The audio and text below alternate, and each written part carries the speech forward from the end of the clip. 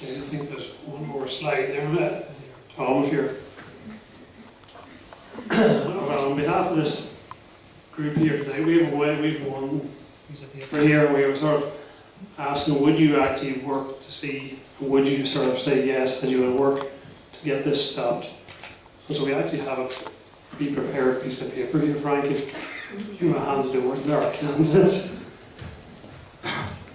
And it's what it says: I pledge that I would work to seek a review of the health evidence by the Northern Ireland Chief Medical Officer before any licence for hydraulic fracturing is issued.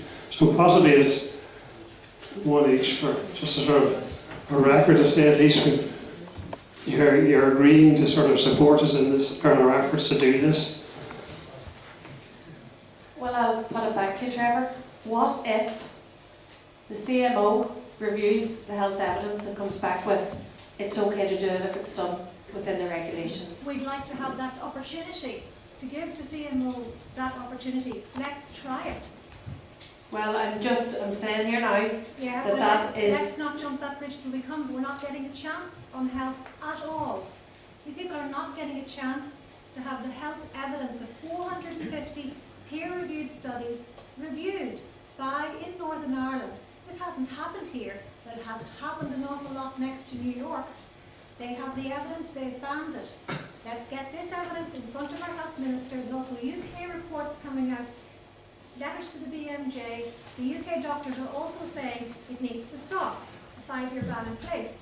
We need the CMO as the only person who can do this in Northern Ireland. Let's get it up there. Let's get the chance. Let's not to say, oh, he's not going to say that. Let's get there. Let's decide then what's going to happen if he doesn't. The question is, do you trust the Chief Medical Officer? And the point of it is, if the evidence is presented to the Chief Medical Officer and he says, I think there's an issue, then, or there is no issue, then so be it, but let him see it. Yeah, my fear would be that the New Brunswick example is that the Chief Medical Officer looks, because there's other reports that will say that if it's done properly, we know this, we know these reports are out there, if it's done properly, it's grand.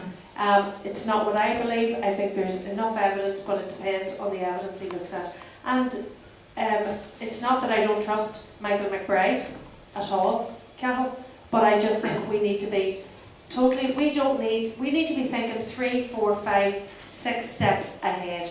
We have a community to protect here. We have to do everything we can.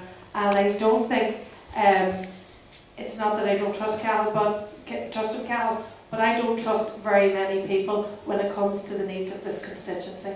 And I would want to be absolutely certain that everybody's as committed to this issue as we are. So would that mean yes, you will sign the pledge, or you won't? I will look at the pledge and I'll think about it, Diane, but I'm not signing it tonight. Next.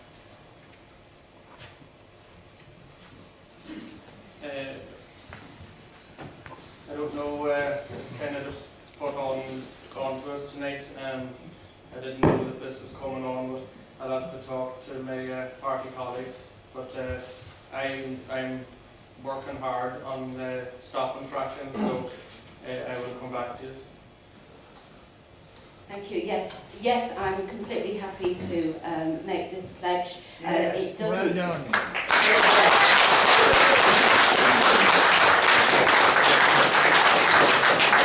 It doesn't require us to be bound by the Chief Medical Officer's decision. If the Chief Medical Officer says that he thinks fracking can go ahead safely, that would make no difference to me and no difference to the Green Party. We think that fracking is wrong. We have been opposed to it consistently and wholeheartedly from the beginning, and we will go on doing so until a complete ban is obtained.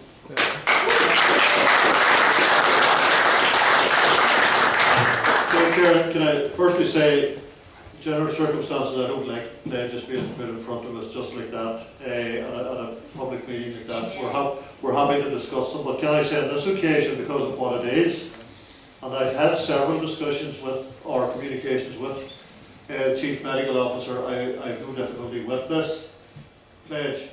What I don't like to do is to I'm happy because I know the situation.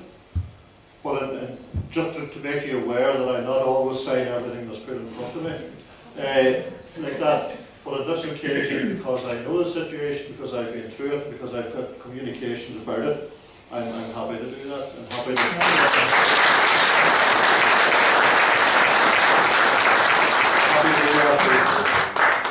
Okay, thank you very much for that.